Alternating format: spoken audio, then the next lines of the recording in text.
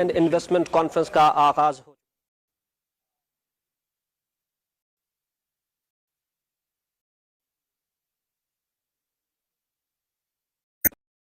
Paksa, the Prime Minister of Sri Lanka, honorable ministers and state ministers, esteemed business delegates from Sri Lanka and Pakistan, distinguished guests, ladies and gentlemen, Assalamu alaikum, good morning, Ayobuwan.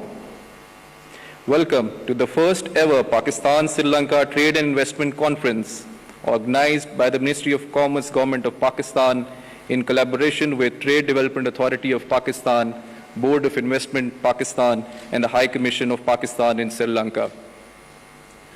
To officially start the day's proceedings, I would like to invite His Excellency Major General Retired Muhammad Saad Khattak, the High Commissioner of Pakistan to Sri Lanka, for his welcome remarks.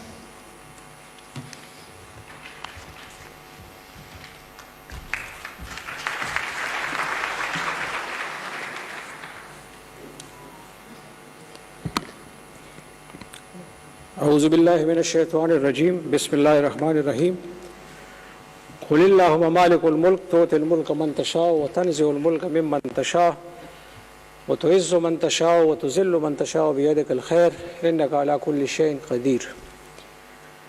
In the Holy Quran, the Allah Almighty asks the Holy Prophet, peace be upon him, to say, our Allah, the owner of sovereignty, you grant kingdom to whom you will, and you take back kingdom from whom you will.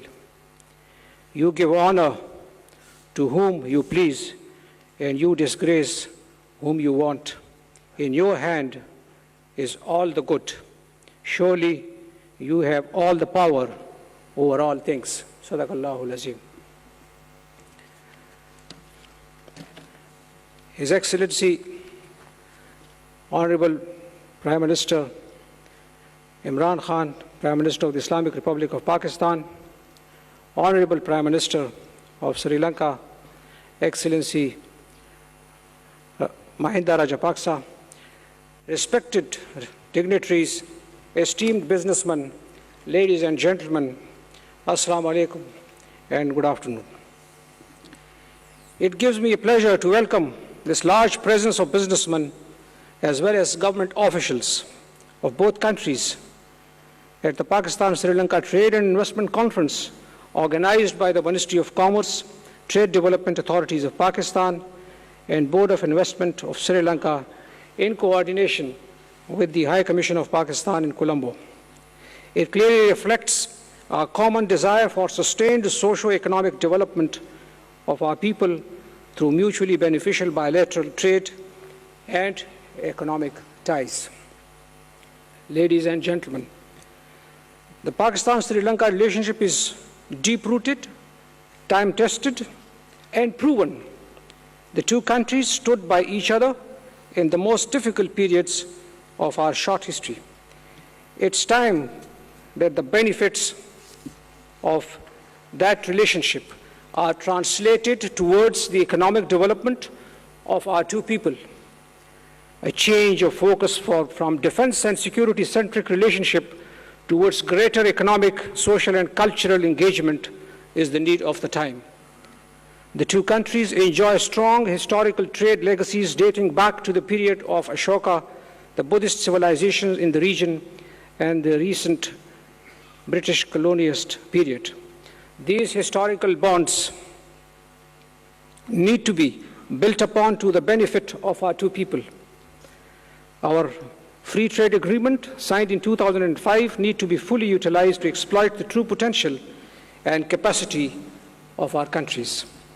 I am very hopeful that through the showcasing of our investment opportunities today, we would not only assist our business communities in enhancing our traditional imports and exports between our two countries in our respective areas of strength, but will also open new avenues of joint ventures between our businesses in various high potential areas such as textile, manufacturing, pharmaceuticals, agriculture, information technology, and most important, tourism, including the religious tourism. The development of China-Pakistan economic corridor can be used as a new available pedestal to further accelerate our bilateral economic engagement for mutual benefits. I hope that the bureaucracies at both ends would catch up to and gear up to the vision and leadership that the two countries are bestowed with right now. In the end, ladies and gentlemen, there is no doubt that Pakistan and Sri Lanka enjoy excellent relations, but today it is time to move closer to new areas and further cement our relationship. I thank you all for your presence here today. Thank you. Thank you, Your Excellency. May I now request the Honorable Advisor to the Prime Minister of Pakistan for Commerce and Investment to share his views with the distinguished guests. Mr. Abdul Razak Daud, ladies and gentlemen.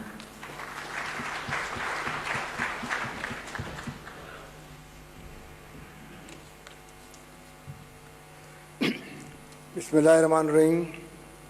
His Excellency Mr. Imran Khan, Prime Minister of Pakistan, His Excellency Mahendra Rajapaksa, Prime Minister of Sri Lanka, Honorable Ministers from both Sri Lanka and Pakistan, distinguished guests, respected members of the business community, ladies and gentlemen. It is a great honor and a pleasure to be here at this trade and investment conference that has been organized by the Ministry of Commerce. The aim of this conference is to bring the business communities of the two countries together to be able to discuss and explore new ways, new ideas of finding new avenues and new opportunities for increasing trade and investment. The presence of the two prime ministers and the high dignitaries from the two countries is a testament of the importance the two governments are attaching to the trade between our two countries, and this is a wonderful feeling for all of us. Fellow businessmen and businesswomen, under the leadership of our Prime Minister, we have come here not to fear the future, but to shape it. And we feel that such conferences as this will begin the shaping of that future. Also, in shaping that future, I would like to raise a few points. We signed an FTA with Sri Lanka in June 2005. Since then, our exports have doubled, and our exports are now around $400 million. This seems good, but I honestly feel not good enough. It doesn't match the relationship that we have between our countries, and I feel that it should be much, much better.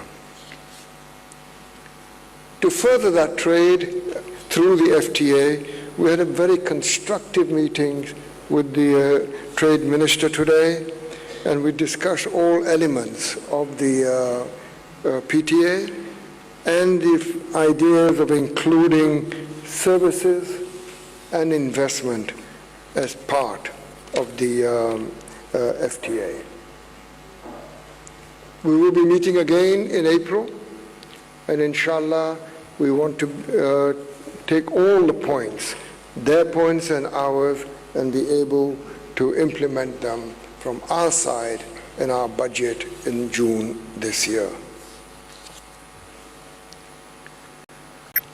Ladies and gentlemen, an important and an interesting challenge, and a far-reaching one, is what I want to now talk about.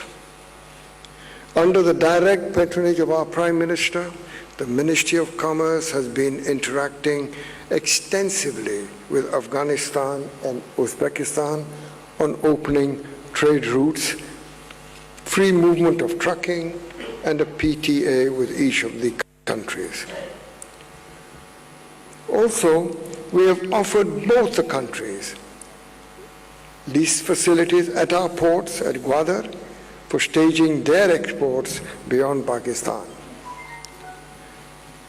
In the same manner, Uzbekistan has offered Pakistan a staging facility inside Uzbekistan at Terzmir, so we can also send our goods and be able to go beyond Uzbekistan into the Central Asian republics. In a similar manner, we discussed with the Honorable Trade Minister today that why should we not look at offering the same facility to Sri Lankan businessmen, to the Sri Lankan government, that they open a facility at Gwadar, so that means exports from Sri Lanka can reach Gwadar and from there go beyond to the Central Asian republics and China. This movement of goods under the CPEC is a futuristic opportunity, and I feel for both businessmen of Sri Lanka and Pakistan, it is a new frontier, and the government is very, very keen that it should develop. I would look at this as an opportunity, a great opportunity that awaits us, as long as we have the courage to keep moving forward with determination. Ladies and gentlemen, the third area is I want to talk directly to the Sri Lankan business people and to say, do look at Pakistan. Pakistan is now has changed. In the last 2 years, in spite of COVID, we've been able to improve our current account deficits. We've been able to build our reserves, improvements in our growth of investment. Just last year, we got foreign investment of $2.5 billion. Today, I speak to you as a businessman. I can assure you, today Pakistan has made a very dramatic turnaround, and the country is now in a rapid industrial growth right now. I appeal to the business community of Sri Lanka to take advantage of this opportunity. Things are dramatically changing, and as a businessman, please come over and take your share of the investment. How has this dramatic change come about? Well, one very important factor was that our management of the COVID crisis under the direct supervision of our Prime Minister, our economy has shown a remarkable turnaround.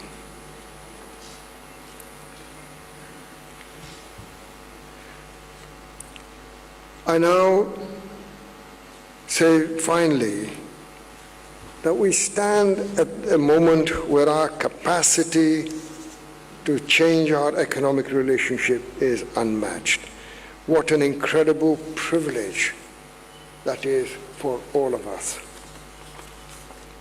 I hope that the B2B meeting will be successful, and that and I can assure you that this conference will be followed by more, and including perhaps Pakistan having a single country exhibition here in Colombo.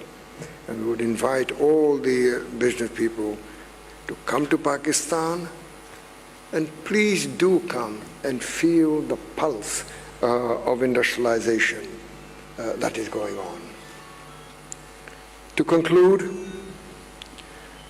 the business community of both countries, we must not accept the current level of economic relations. We must imagine what that future relationship might be, and then work hard towards that future. I'd like to take this opportunity to thank the Prime Ministers of the two countries for gracing this occasion, thank the dignitaries and the ministers from both sides. And also, I would like to thank the Ministry of Commerce and the Ministry of Foreign Affairs of Pakistan, who I know have worked very, very hard to prepare for this conference. And finally, I hope that the B2B sessions that will follow, I wish them every success, and I wish to welcome the businessmen from Sri Lanka to Pakistan, and let us together build a great economic relationship. Thank you very much. Thank you, Excellency.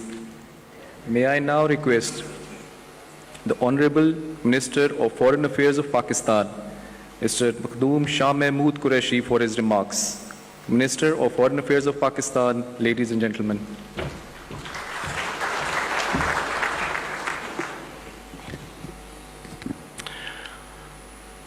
Prime Ministers, Ministers of the Cabinet, participants of the first Pakistan-Sri Lanka Trade and Investment Conference, thank you. Thank you for participating in this first conference. I recall a year ago, we held a similar conference in collaboration with the Ministry of Commerce in Nairobi, Africa. In line with our Engage Africa policy, and it led to 7% growth in our bilateral trade in 1 year. So the potential, as the advisor of commerce was saying, is there. The FTA is there. We have to look at how to improve upon it, how to include new sectors into it to draw maximum benefit from it. When Prime Minister Imran Khan took the reins of government, all our economic indicators were pointing in the wrong direction. In 2.5 years, we have achieved, to a large extent, economic stability. And now, the Prime Minister is directing us to focus on growth, and that can only come through investments and enhanced bilateral trade. Pakistan has moved up a number of ranks in the ease of doing business. Prime Minister's government is facilitating investments in Pakistan. Incentives have been given to a number of sectors, particularly real estate and housing sector. Our focus has shifted from geopolitics to geoeconomics. We feel that Pakistan is geographically so located that we can take advantage of our geographical location. And we want to make Pakistan into a hub for economic activity. Transshipment is possible. It's doable. And our focus is peace, development, connectivity. CPAC is one example of that project that links regions and provides that regional economic connectivity that promotes trade, that promotes investment. The Foreign Office is there to assist, to facilitate, and the focus of the Foreign Office under the directions of the Prime Minister Imran Khan is economic diplomacy. Ladies and gentlemen, you're welcome to come to Pakistan, and you will see how hospitable Pakistan will be for you. Thank you. Thank you, Excellency. It is my privilege to request Honorable Mr. Ajit Newart Cabral, State Minister of Money and Capital Market and State Enterprise Reforms, to share his thoughts on this momentous occasion.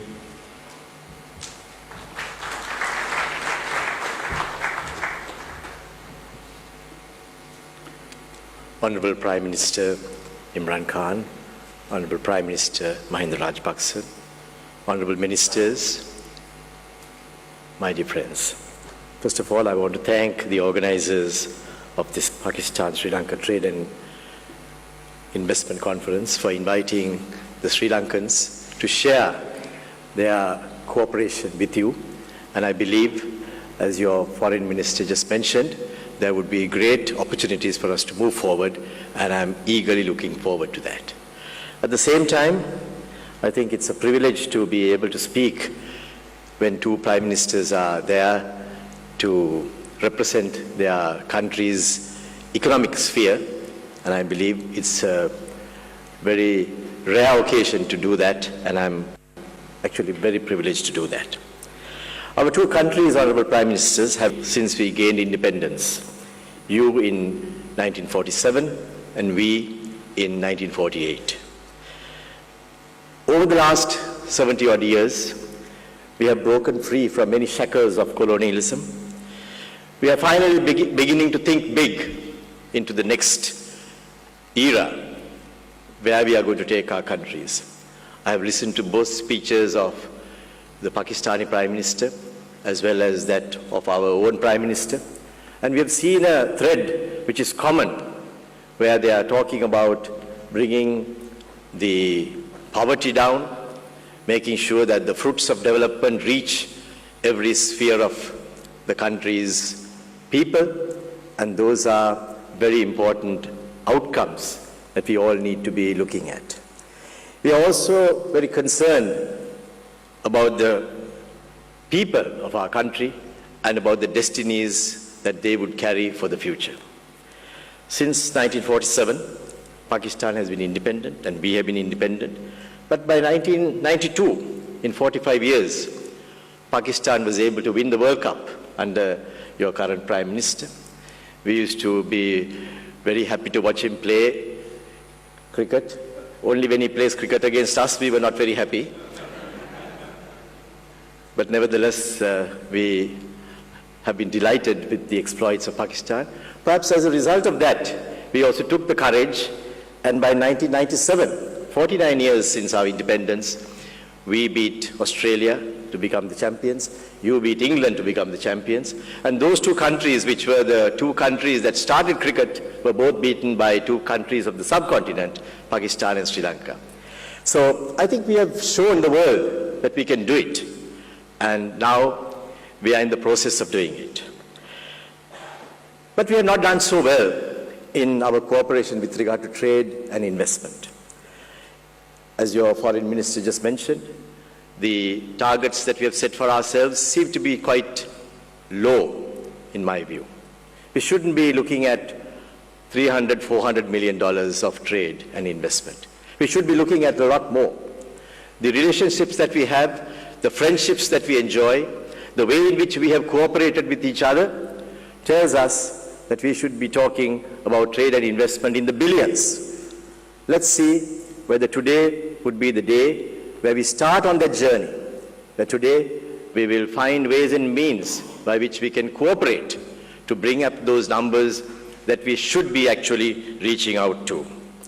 We can cooperate, Honorable Prime Ministers, in many ways. We all have understood that there is a resource gap within our countries, and that resource gap has to be filled with investment.